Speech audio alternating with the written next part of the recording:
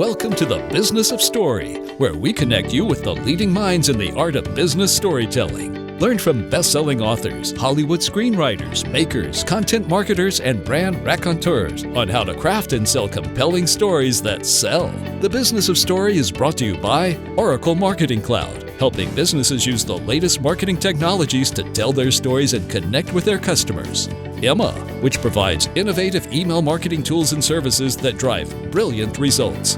Act Content Management Software, organizing all your prospect details in one place so you can prioritize your day and market more effectively. And by Convince and Convert, digital marketing advisors and counselors to leading brands and organizations worldwide. Convince and Convert helps you gain and keep your customers online. Here's your host, Park Howell. Hello, everyone. I'm Park Howell, and welcome to this week's episode. My job here is to connect you with the top storytelling minds in business who share tips and techniques to drive growth for your professional services firm through, you guessed it, the power of story.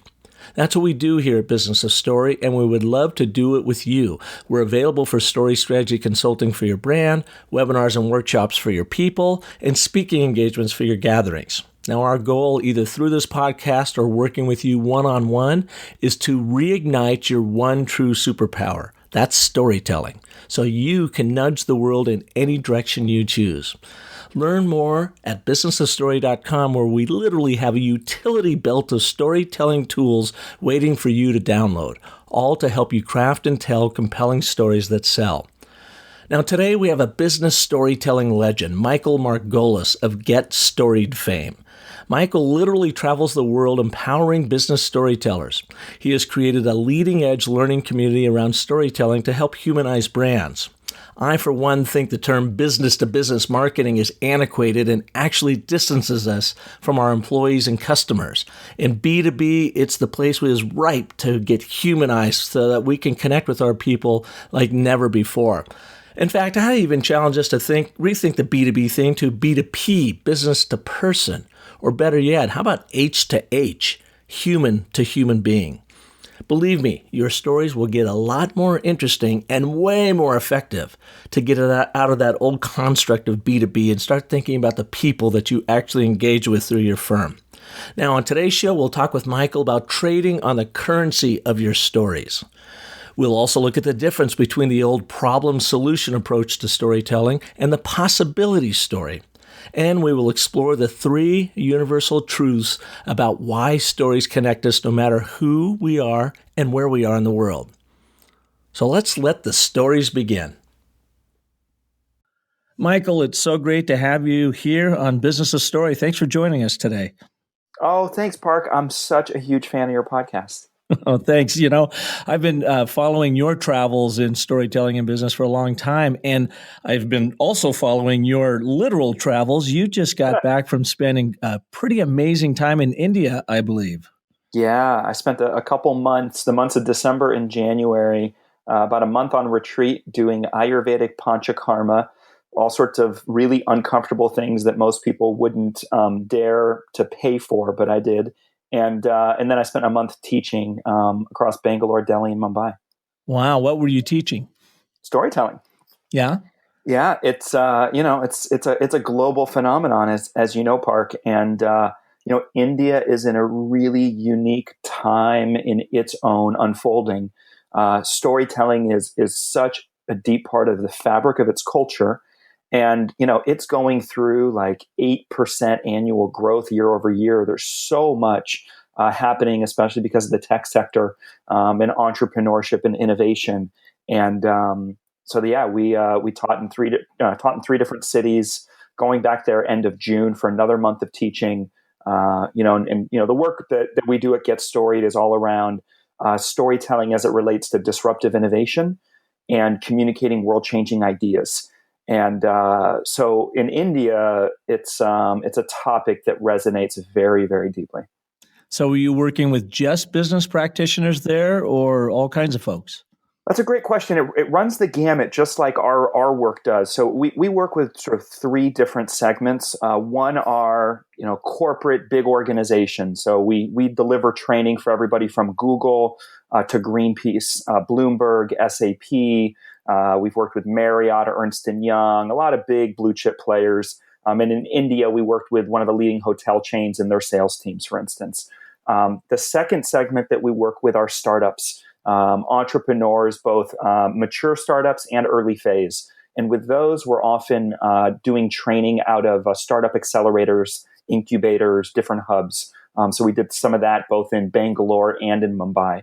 And then the last one is basically independent professionals, coaches, consultants, change agents, small business owners, a lot of people who are trusted advisors who want to learn how to use storytelling to deepen the impact they have with their clients, and then also to use it to build their own platform of influence. Wow. Well, I mean, you're having quite an impact over there around the world. And you went in, you said a month prior to that, you spent time, 30 days doing what kind of yoga? Oh, well, so this wasn't yoga. This is called Ayurvedic.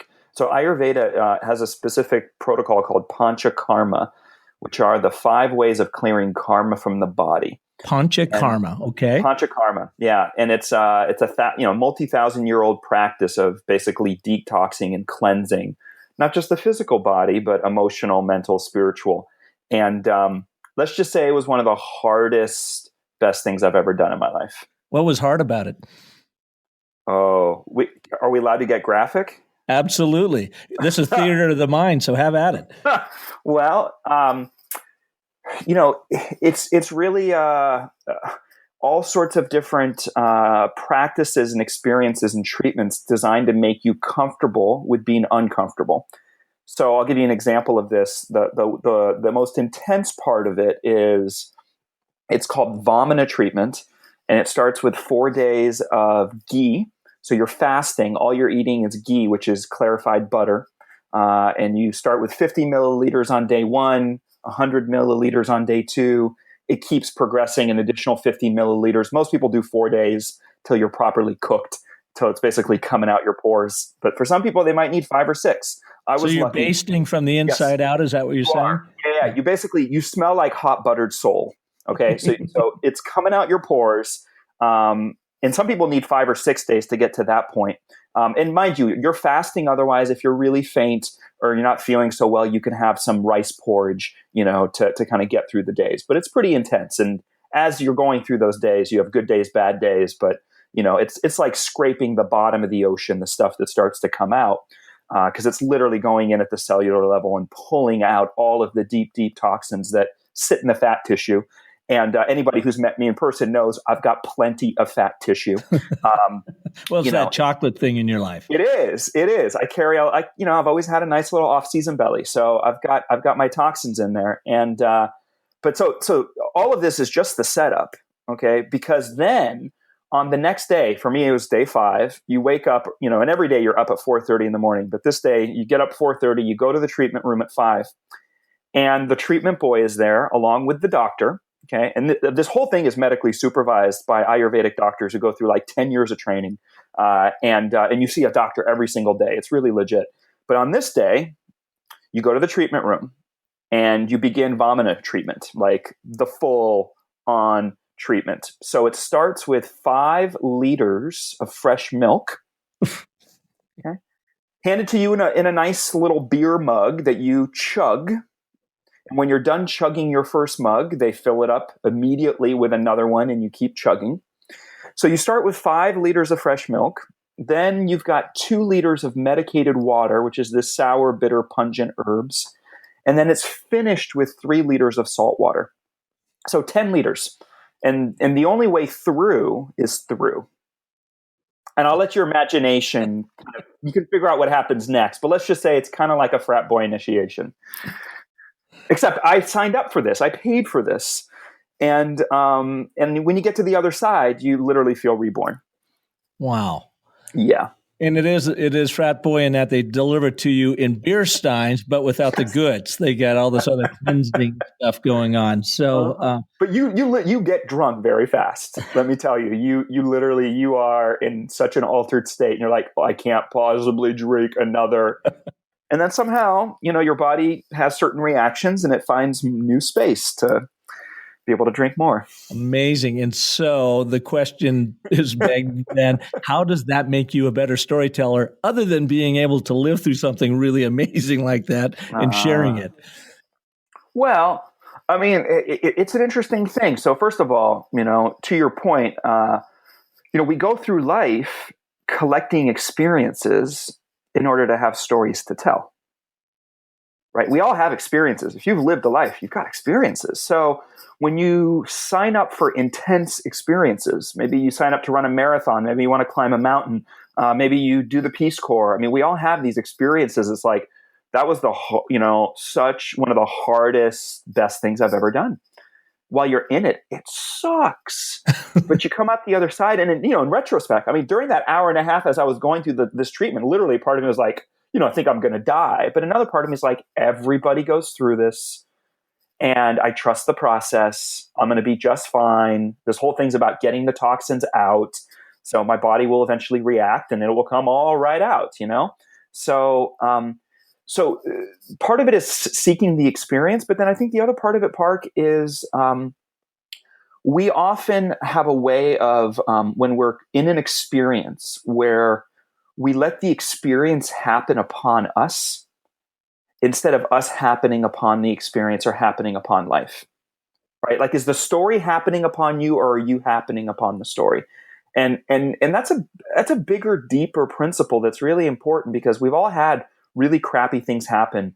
You could be running an organization, you're running your business and you experience a major disruption in the marketplace, or the company goes through a layoff, or you go through a career reinvention personally. Like, we go through these major shifts, and the question becomes, like, do we see ourselves as a victim in that story, or how do we see ourselves as the actor, as the agent at the center of the story, and know that we have the ability to navigate and move through it.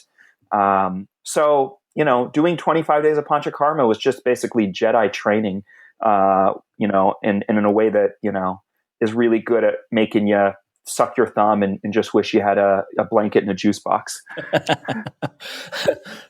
Well, I find it interesting because you, a lot of the folks that I've had on the show, you have more experience in the realm of business storytelling than most. Now, I have a lot of authors and screenwriters and coaches like that have, made a living over 30 or 40 years, literally selling stories to survive. Yeah. And in your line of work, my line of work, we are about working with businesses, of course, to help them understand their storytelling. But you started this back in the late 1990s, 2001-ish, something like that, as I recall. What's your backstory? Yeah, so actually 2002. So it's been almost 15 years that I've been in the field of business storytelling. But it came out really, people always want to know why did I get into this? And the short answer, I used to suck at telling my story. Gotcha. Right? Like the saying goes, we teach what we need to learn most. And so the story goes for me was my first career right out of college. I was trained in anthropology. So I'm a cultural anthropologist, and I graduated university in 1998, right at the birth of the internet, when the World Wide Web just took off. And I very quickly fell into becoming a social entrepreneur. So that's basically, those who aren't familiar, it's applying business principles to social change issues. And in my case, there was a lot of technology related stuff. First one was focused on public service all across the country and a technology platform to facilitate that. And then the second was focused on the digital divide, how to bring urban inner city adults into high tech jobs. I mean, literally within a year, I had the Ford Foundation and the Rockefeller Foundation investing in my organization and underwriting our efforts, right? So it was a very quick, fast ascent. And then a year from then, it completely crashed and burned. What happened? What happened? I mean, it's the classic startup story. I'm in my early 20s, flying by the seat of my pants, learning everything for the first time. It was a very heady time, the first wave of the internet. the .com movement. We were kind of one of the first big first .orgs out there.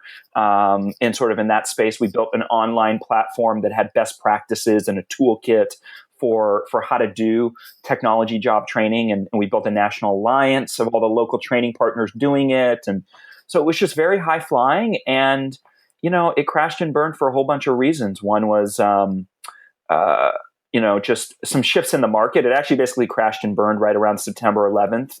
And when the labor market shifted dramatically, right? When we were going originally, there were 500,000 tech jobs going unfilled. And then, after September 11th, that labor market completely shifted and offshoring really started to be on the rise. So that was one reason. Another reason was I really struggled with controlling the story. See, a lot of people wanted to tell the save the inner city story. Poor Leroy grew up in a broken home. His mom smokes crack. His dad's in jail. But look at how technology is going to come and save the day. Right? Such a cliche, I think I just threw up in my mouth kind of story. But that was the story that the media wanted to tell. That was the story that a lot of, we'd had a lot of like the internet intelligentsia supporting our work, which was phenomenal. But there were a lot of misunderstandings about how people looked at the work. And I looked at it, to me, the story was like, what are the skills any of us need in order to thrive, much less survive in this new economy? Like, so I could tell back then, as an anthropologist, I'm like, oh, shit's about to get real. Like, we're going through such a fundamental shift in our economy, in our culture, in education.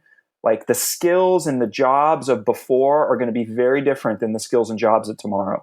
And that was just an early flashpoint, was this big, 500,000 tech jobs unfilled sort of gap in the late 90s. So anyways, to make a long story short, I've always been really fascinated with how culture is changing. And when the culture changes, when the world changes, we need to tell a new story, right? That fits the context that we're in.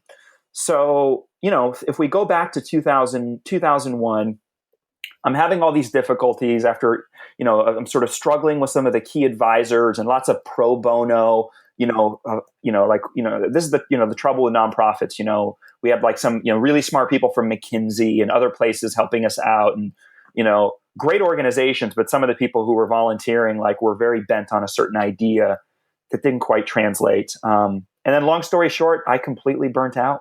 I got so sick that I could barely walk and had to step away from it all. So, talk about just like, it all completely imploded into ashes. And when I stepped back and looked at all of this, one of the biggest question I was left with, Park, was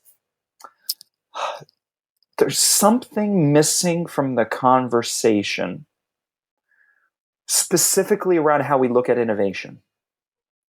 And even more specifically, innovation that's social innovation that somehow involves the complexities of the human experience.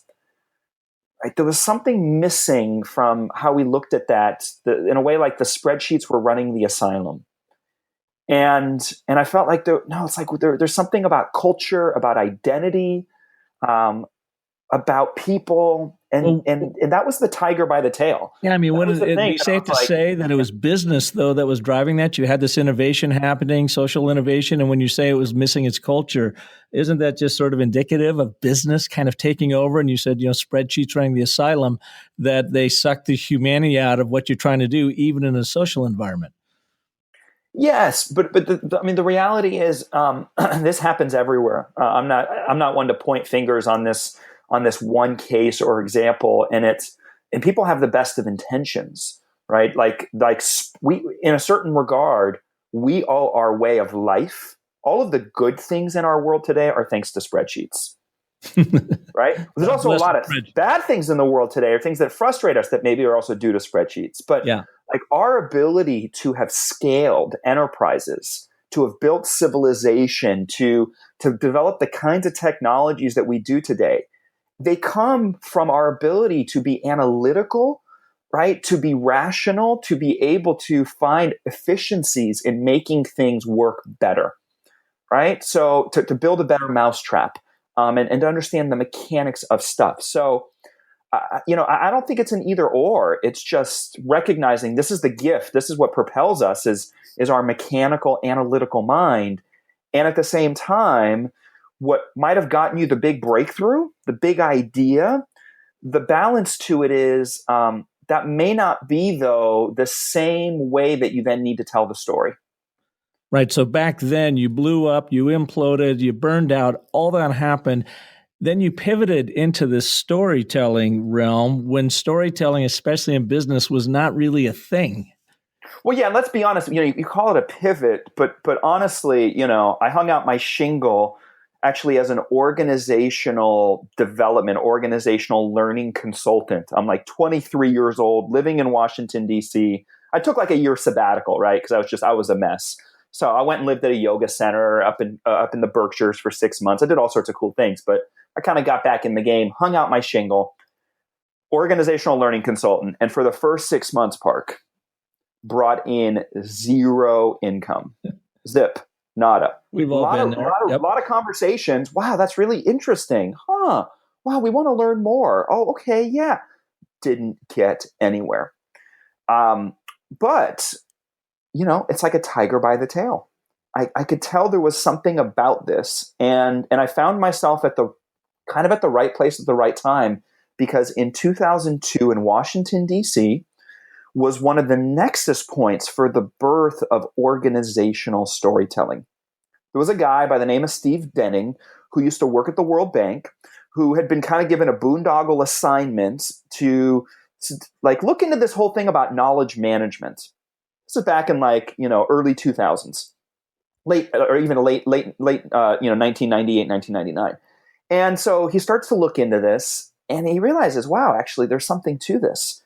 And he, built a whole platform around helping the World Bank become really a knowledge bank. And storytelling was a huge building block at the heart of this, looking at the role of narrative. So he has this huge success at the World Bank, writes a book about it. He hosts a conference around it. And out of this conference, this ragtag motley crew of organizational development practitioners comes together. We had a name for ourselves. It was a rather mythological name. It was called Golden Fleece. Okay, and we would get together every single month, and this went on for years. We'd meet every single month as a community of practice, and it was like show and tell. Each month we'd have a different guest speaker or somebody in the group who would share something that they'd been working on related to organizational storytelling.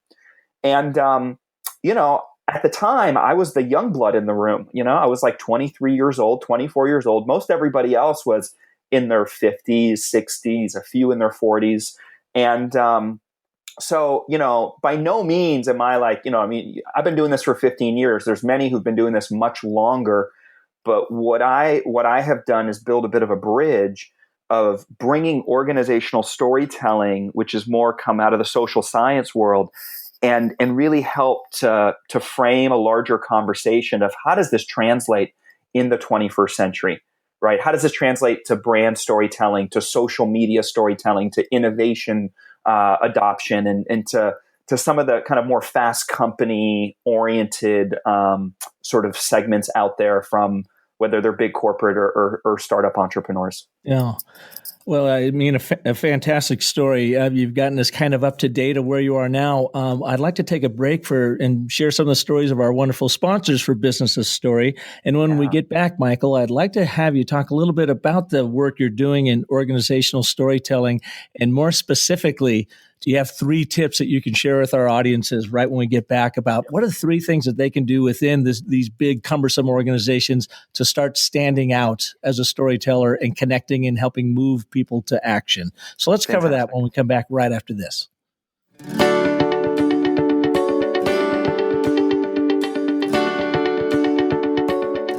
Are you keeping track of sales leads in a spreadsheet? Or worse, Post-it notes all over your desk? Well, there's a better way, and it doesn't involve spending a fortune on complex CRM software. For over 25 years, ACT has been the #1 best-selling contact and customer management software. It's super affordable and easy to use. ACT helps individuals, small businesses, and sales teams organize prospect and customer details in one place. It helps market products and services more effectively, and most importantly, ACT drives sales. So try ACT free for 30 days by visiting actstory.com and sign up for a chance to win a pair of Bose Quiet Comfort 20i acoustic noise canceling headphones, a $299 value. Again, that's actstory.com. Hey, I've got a question for you. What's the best call to action button color on your website? Yeah, you probably didn't see that one coming, did you? Well, what's the best shape and sizes of your CTA buttons? And what copy gets more clicks? You know, these questions have interrupted my sleep patterns for weeks now, until I downloaded a helpful new email marketing guide from Emma called Why We Click: The Psychology Behind a Great Call to Action. You'll learn how applying just a little bit of brain science can transform your CTA buttons into small but mighty conversion powerhouses. It covers the button color, copy, and placement that helps skyrocket click rates. Check it out at myemma.com/click. You know, Emma helps marketers everywhere send smart, stylish email newsletters, promotions, and automated campaigns, and to help us all rest a little easier knowing our email marketing is doing its job. So check out their new publication at myemma.com/click. Welcome back to Business of Story, and our guest today, Michael Margolis of Get Storied, world traveler, a gentleman who's been doing a lot of business storytelling over the last 15 years. And we ended on the note of operational storytelling. And so what is that exactly? And what are the 3-4 things our listeners can do immediately, even if they're not comfortable with storytelling, to start getting their head around that, you know, and ignite that innate storyteller in them? Yeah. Well, so here's the first thing, Park. You know, you mentioned this notion of operational or organizational storytelling. It is a really vast, wild, pioneering landscape, even 15 years into this. And so organizational storytelling means a lot of different things to different people. You know, one of the things that we've done at Get Storied is we've built a learning platform called StoryU, and we're helping and supporting the next generation of storytelling practitioners. So people who are interested in what are all the different ways that one can use storytelling to advance business objectives. Because, you know, you can look at organizational storytelling from the lens of branding, from the lens of change management, from the lens of sales, from the lens of team building. There's a great book that I'm a contributing author to. I've got my own just individual books, but there's a compendium I contributed to called Wake Me Up When the Data is Over. It's how organizations use stories to drive results, published by Josie Bass back in 2006. And it has, I think it's got 80 different organizational case studies. I think there were 14 or 15 different co-authors on the book. So that's a great reference for anybody who wants to geek out in all of those different examples.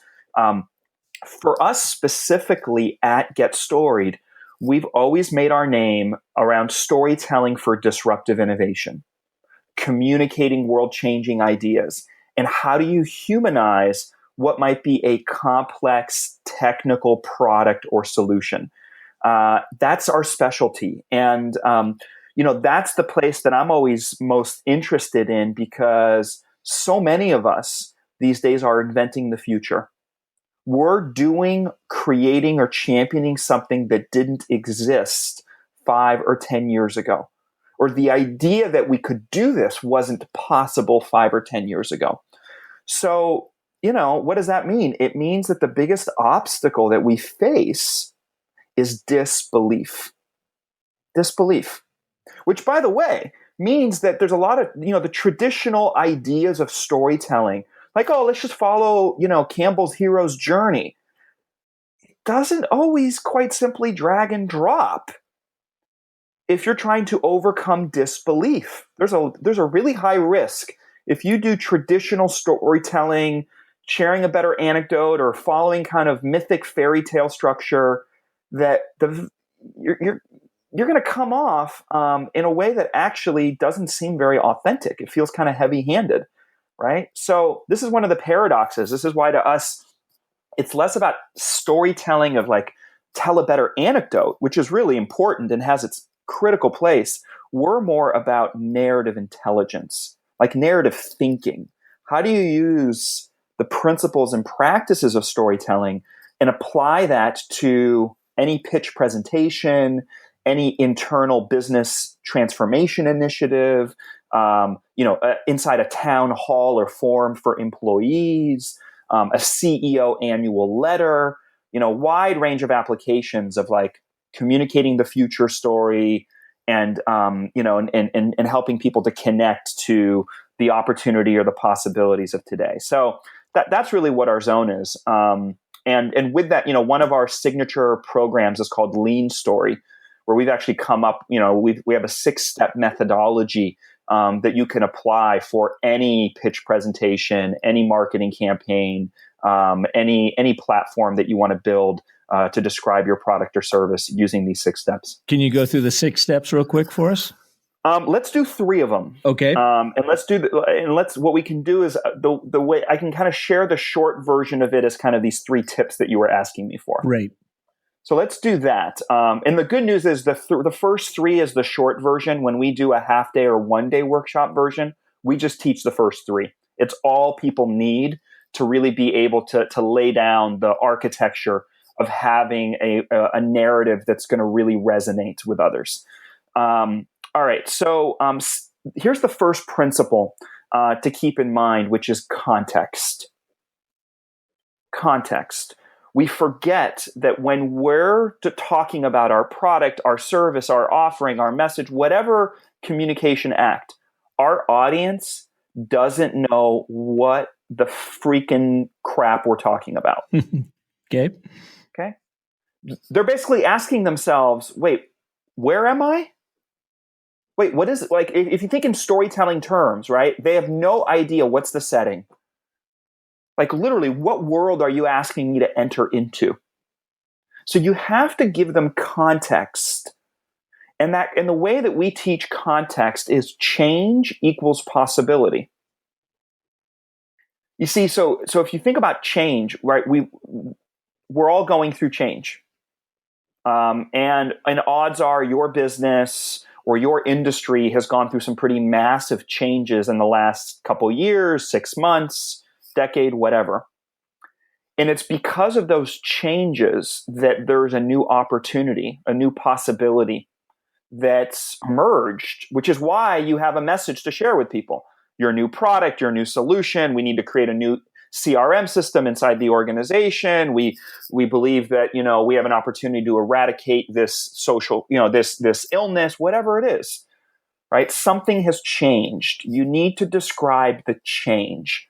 Well, you would agree that you can't sell in the status quo, right? I mean, if people aren't changing and nothing is happening, you might be servicing a status quo, but it's probably in a very commoditized level. But without change, your offering lacks relevancy if indeed your offering really responds to that change or is the disruptive force within the change. Yeah, well, you're absolutely right, Park. See, what makes the story, any story is about change. It's about, going from point A to point B, right? It's about a character who wants something gets in their way, and then what are they going to do to try to get it? But it's, the beats of a story are like, is that pendulum swing, from positive to negative and negative to positive of going through change. So what you need to do out of the gate is remind people of what are the changes going on. That's the setup to why what you do matters. So that's step number 1, context, describing the change at hand. And by the way, the change equals possibility. Right. See, the place where people get stuck, and this is where we really unwind it in a workshop setting, is that most people talk about change and they tell the story about how the world sucks more now. That's not the story people want to hear. You got to find a way to describe how this change leads to new opportunity and possibility. Wow. Well, the argument, I think, is that the brain doesn't like change. The brain loves status quo because it knows how to deal with status quo. It knows, it's all about the survival of the being. Once you throw a curveball at me, my brain's going, oh God, now what do I do? Do I duck? Do I swing? Do I run? What do I do? How do I take advantage of it? And how do I actually connect with it and hit it over the wall? And I guess that's really the world you're in, is working with folks around this change, innovation, and saying, actually, this is good for you. Yeah, well, you're exactly right. Paul Zak, the neuroscientist, has a nice little piece that's on the interwebs around the biochemistry of storytelling, and looks at how, there's a stress response. The tension in a story creates a stress response that produces cortisol in the body. That's the fight or flight instinct in us, right? And that's what happens when we're afraid, when we're like, oh, whoa, scared, whoa, pay attention, whoa, okay. And then, oxytocin is the chemical that, flows through our blood. That's the feel-good hormone. That's the payoff. That's the sense of connection and communion. And, we too often frame our stories in a way where we lead with the pain first. We lead with the problem, thinking that that's what's going to get people's attention. And it's very rational, and that's what's going to strike their emotion, and then we give them the solution. But problem solution actually makes for a crappy story. Right? Well, I'm honored. You're making people feel like shit. It does, and I'm honored to say that we had Paul Zak on our show earlier in the year, fantastic. and his work on oxytocin, the trust, his book, The Moral Molecule, is really, really fascinating stuff. So it plays right into what you're talking about. So step one, you said, was context. What's step two? Yeah. So step two is emotion. And specifically when you unpack emotion, it's really looking at your end user beneficiary. And within your end user beneficiary, what is it that they desire? And what's the complication that gets in the way? And being able to really get to the heart of that, where you're making the customer or your end user the hero of the story, but talking about it in intimate terms and in a way that isn't patronizing to them, in a way where you're really capturing the ethos of what they really want, and it's not their fault that they can't get it. Do you have an example? Yeah, sure. So, for instance, I was working recently with a company that is in the that's in the sort of the health food category. Okay, and if we go through this, if we let's use them as an example, going through the whole stack. All right. So, step number one, the context. Context is people care about food more than ever.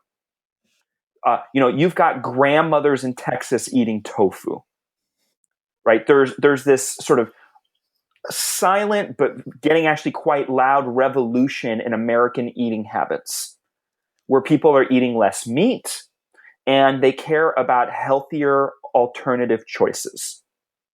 Okay? And it's happening across all ages. So that's context. That's the change. Okay? And you can present more and more plot points about that. Now, here's the dilemma. Okay? The dilemma is people want to eat healthier food. The challenge is most healthy food tastes like shit. And I'm assuming the dilemma here is the emotion. So you're talking emotion dilemma in step two. Yeah. Exactly, right? There's a desire versus complication. I would love to eat healthier food. I would love to eat a hamburger that I knew was really good for me. But God, have you tried those garden burger fake meat things? I got to wash my mouth out afterwards, right? And remember, this is coming from a guy that drank 5 liters of milk, followed by 2 liters of herbal water, followed by 3 liters of salt water, I believe. Well, okay, you've got a point there. But remember, right now, I'm channeling our customer. I'm channeling the end user beneficiary. Without a doubt. I have a pretty high tolerance for putting some pretty bitter, nasty brews in my, down my throat. But most people, like, they kind of want to eat have their cake and eat it too. Like, they want to do the right thing, but they have a hard time with the sacrifice of what they feel they're going to lose, including their enjoyment of the eating experience. Okay, so that's the emotionality of who your customer is. What do they want? Yet what gets in their way? And notice we're not blaming them. Right. It's not their fault. It's just that actually in the health food category, a lot of the early stuff that was put out was a bunch of granola hippie stuff that wasn't really made for the mainstream. It kind of was missing out on mouthfeel, on flavor, on taste notes, all those kinds of things. Then how do you resolve this in step 3? So step 3 is all about evidence. So evidence becomes you demonstrating why you have the right to tell this story. Where have you seen, right? Where have you seen an ability to transcend this dilemma? And that's where you basically can introduce your product, your solution, what you've created. And in the case of this client, they've created a vegetarian hamburger that actually tastes like a full 100% beef burger. Right? That's like the holy grail. Like they've come up with mouthfeel, taste, flavor notes where you can't taste the difference. And people go crazy over this product. And the people behind it are in the world of food science, and have been innovating, basically in different food categories for 30, 40 years. So that's the other part of evidence. Like, how is it that they're able to do this? And, the people behind the company all come out of the, out of the food industry, were, CEOs and COOs and heads of research and development for some of the biggest food companies in the world. Mm-hmm. Okay, so see what often happens. So what I just walked you through, those 3 steps of context, emotion, and evidence. What we usually do, right? The classical style of rhetoric is conclusions, evidence. Right? I'm going to start with the answers, right? Or here's the problem and here's the solution. And in that approach, actually, you're inviting people to tear the story apart, to question your every assumption, and you're feeding right into all the issues of disbelief.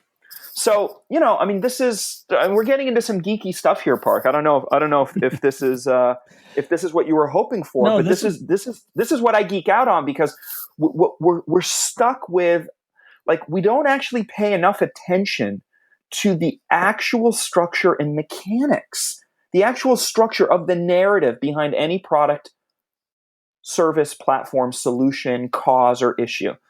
Right? We have all these new technological breakthroughs, all of these new enhancements for innovation, entrepreneurship, growth hacking, marketing, all of this stuff. But we don't pay enough attention. Are we actually structuring the narrative in a way that people are going to be able to identify with it?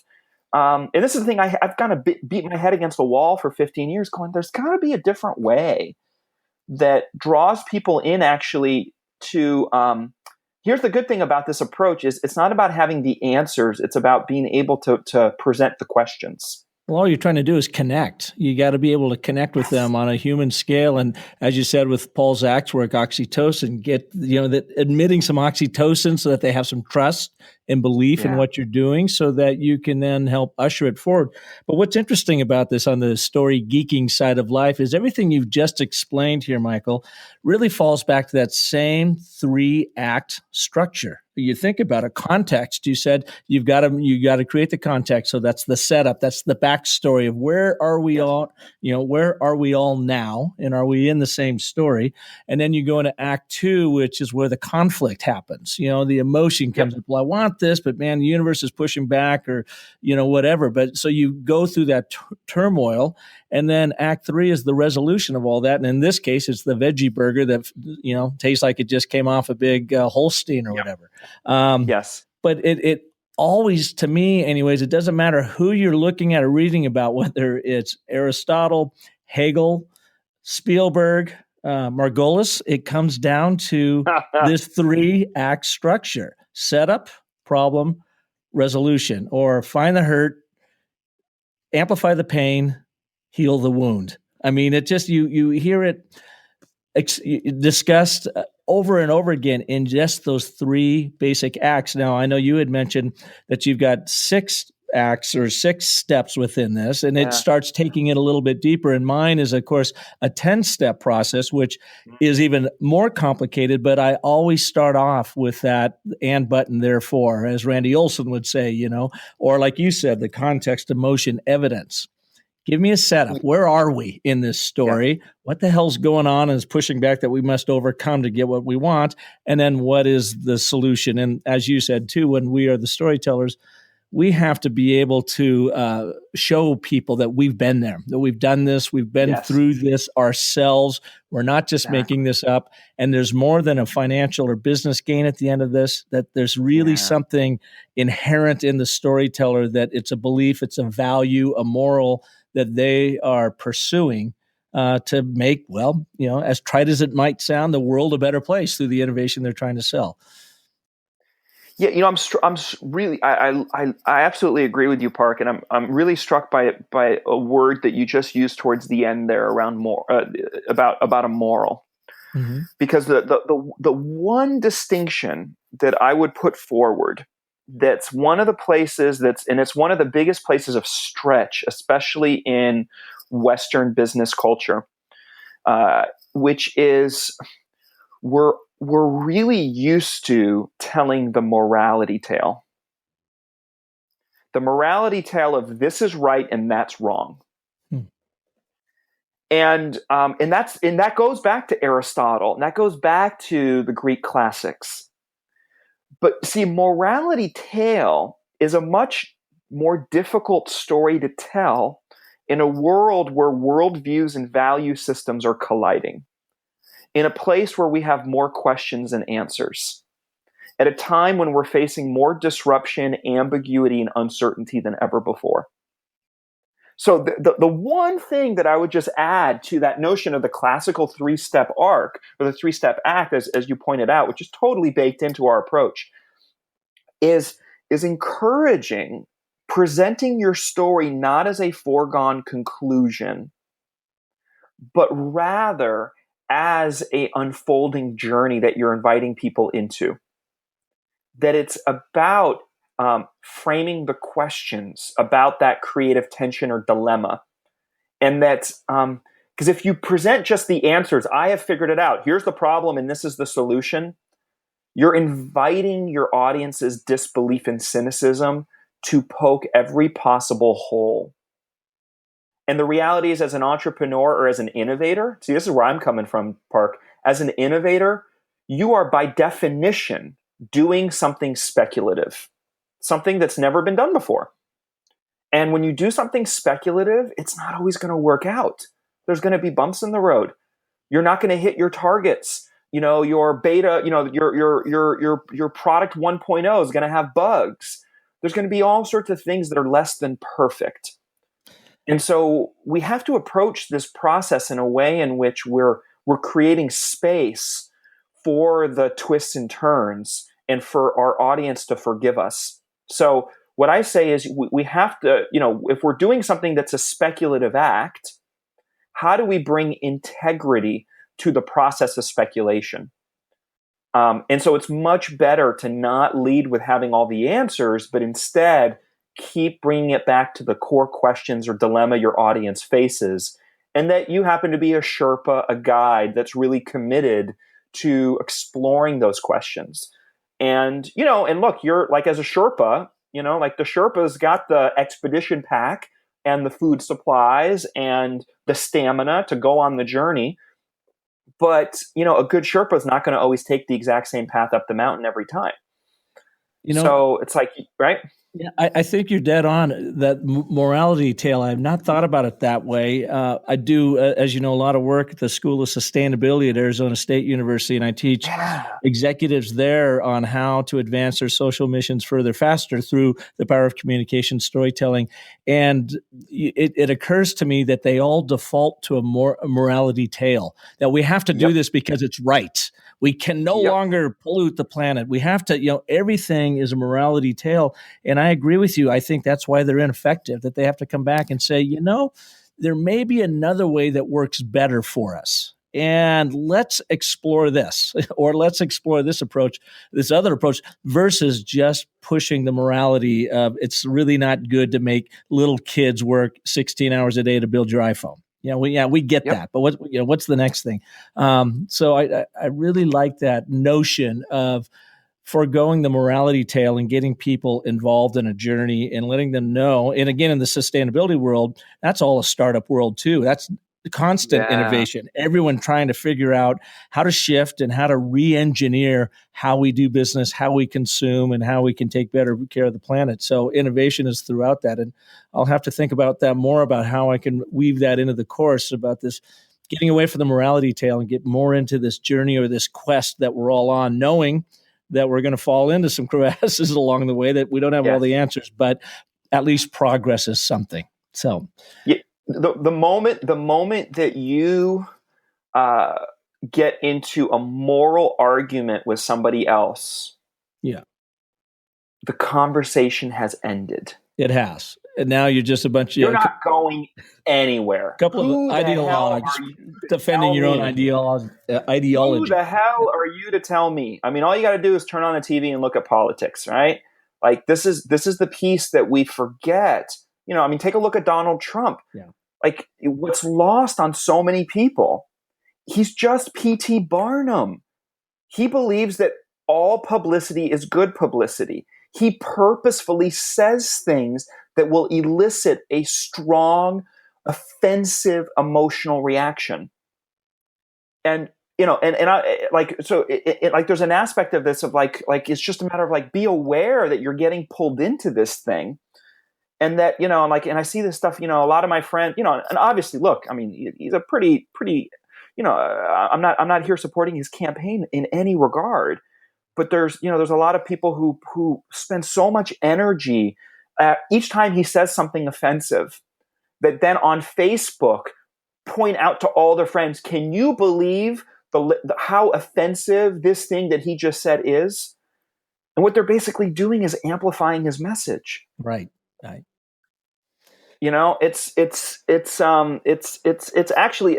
Did you read the book "Trust Me, I'm Lying" by Ryan Holiday? No, I haven't. No. So that's a book I recommend for if anybody is interested, not only in understanding the current political cycle right now in America, as well as understanding the monster, the beast of the media industry in the age of the internet. Read the book "Trust Me, I'm Lying." It will blow your mind, and it's written in this really great journalistic, snarky way. Ryan Holiday is a kind of a master growth hacker marketer, and he shares kind of the inside scoop. But our media, is the economics of the media industry is traffic equals eyeballs equals clicks equals dollars. Right. And in that economic model, they can't help but live for the drama, for the kabuki theater. And we can't help but, be bystanders who are like looking at a traffic accident, and we just can't look away because we're like, whoa, well, that's dramatic. Whoa, well, that gets a rise out of me. Whether it's a rise of I'm offended or a rise of like, yeah, I'm glad somebody's kind of throwing a grenade at the establishment and sticking it to the man, which is why a lot of people, a lot of people who are behind Trump, is they're experiencing a lot of their own anger and their own sense of powerlessness in their own lives, and like that somebody's here to like throw a grenade in the mix and kind of say F you to the world. Well, we could do an entire podcast on that alone. Sorry. No. Good stuff. I would love to take one more break here. And when we come up, I want to wrap up the show. And the big question is going to be from me to you is you do this universally, and you've spent, now so much time over in India and whatever. What I would like to know is, what do you see are the universal consistencies or threads of storytelling?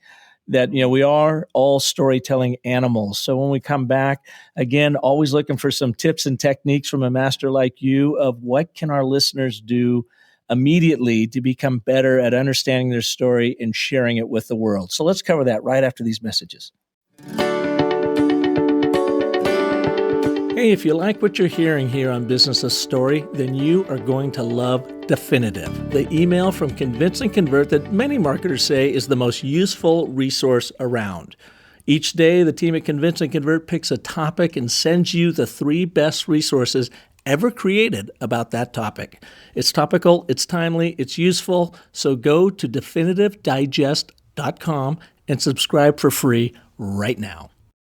To tell effective business stories means to truly understand your audience, beckon them in with a story they care about, convert them into a customer, and then nurture that relationship for lifelong brand bonding. That's not always easy to do, but marketing automation has made it easier than ever. The challenge is, how do you take all that data and turn it into drama? Well, the marketing gods over at Oracle Marketing Cloud have done that for us. They've created this easy-to-read and easy-to-digest guide called Marketing Automation Simplified Guide. It offers an introduction to the 5 tenets of modern marketing and breaks down the tips marketers need to know to automate and optimize. This includes data in targeting, email marketing, lead nurturing, lead scoring, content marketing, and sales enablement. So to get your free Oracle Marketing Cloud guide, Marketing Automation Simplified, go to bit.ly/Oracle Automation. That's bit.ly/Oracle Automation, and start getting your brand story straight. Welcome back to Business of Story. My guest today, Michael Margolis of Get Storied. Now, Michael, this has been so much fun and very entertaining all the way around. And you know, as we mentioned, spent a couple months over in India, and you're going to be going back this summer. You've been all over the world teaching stories. So what are the universal similarities in, I guess, humanity that story brings out, and what can our listeners do to become better at understanding, crafting, and sharing their stories? Yeah. Well, the first thing is that everybody has a story. And not only does everybody have a story, but everybody has a story worth telling. And we increasingly now have 1,001 platforms for telling our story. And while there's different rates of adoption or saturation around things like social media in various different countries around the world, this is where the entire world is going. You've got farmers in Myanmar that are on Facebook. So there's this underlying primal impulse, because when you say everybody has a story, what that actually is code for is everybody's life matters. Everybody has something to share. And because of technology, we now have the means to do it, but also there's a growing expectation that people are going to have a vehicle to do it. Everybody wants to be a self-published author. Everybody wants to be a somebody. So what do you do with that? Recognize that whatever position of influence you're in, whether you're an executive inside a big organization, whether you're an entrepreneur with a new product or app, that what you're ultimately doing is you're giving people a platform or a vehicle for the expression of their own story, right? This is what all great brands do. You know, brands basically become a platform for the expression of underlying values. You know, you might drive a Toyota Prius because you really, you know, to you that symbolizes, you know, the value of the environment, and you think it's kind of hip. Whereas somebody else might drive a Mercedes-Benz because they value prestige, elegance, German precision engineering, all those kinds of things, right? So recognize that you are a platform for people to express some aspect of their life story through you, and to really connect deep into that. And then the last thing that I would reinforce is that at the end of the day, you got to tell a love story. You have to give people faith in the future. A story that reminds them, despite the twists and turns, despite the changes and disruptions going on in their lives or going on in your organization or going on in this business, that there's an opportunity or possibility forward.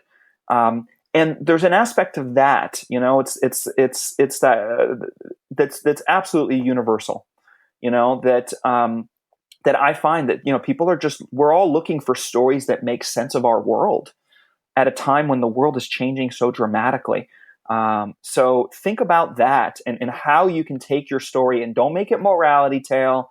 Don't make it about making people wrong, but instead, what's the thing that excites you, that makes people curious, that gives them a sense of hope and faith, that in some way their life or other people's lives could somehow be just a little bit better by whatever piece of the puzzle you're bringing forward with your product, your service, your app, your platform, or project.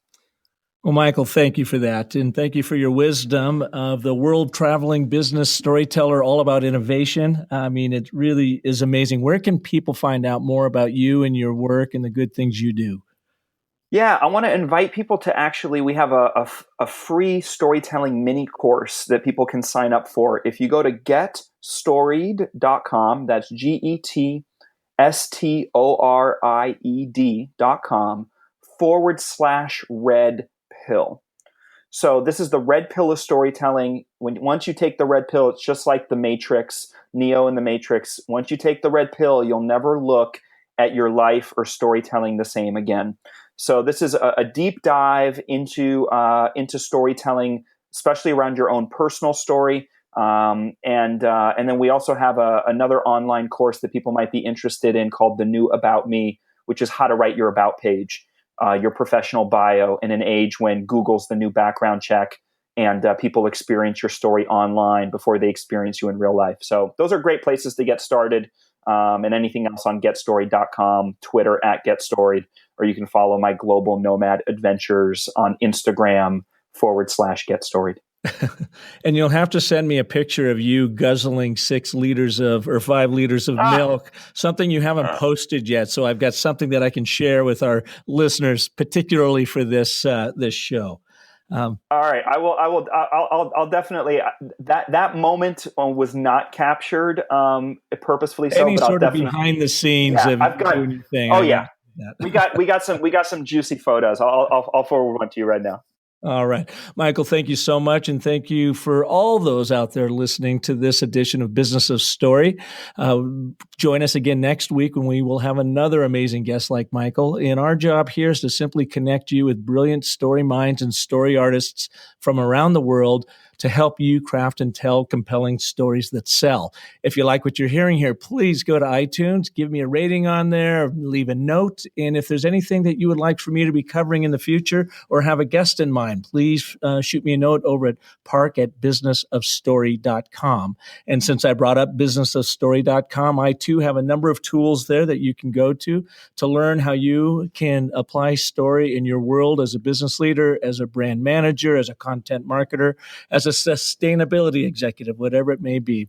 My life and mission, much like Michael's, is just to help you all do a better job of connecting your story with the world around you to help you advance your missions further, faster. Thank you for listening. Until next Monday, have a wonderful life. Thanks for tuning in to The Business of Story. Don't forget there are terrific free storytelling resources for you at thebusinessofstory.com, where you'll also find the complete show archive. The Business of Story is sponsored by Oracle Marketing Cloud, Emma, ACT, and by Convince and Convert, and is produced by Convince and Convert Media. Find more great shows like The Business of Story at marketingpodcasts.com, the first search engine for marketing podcasts.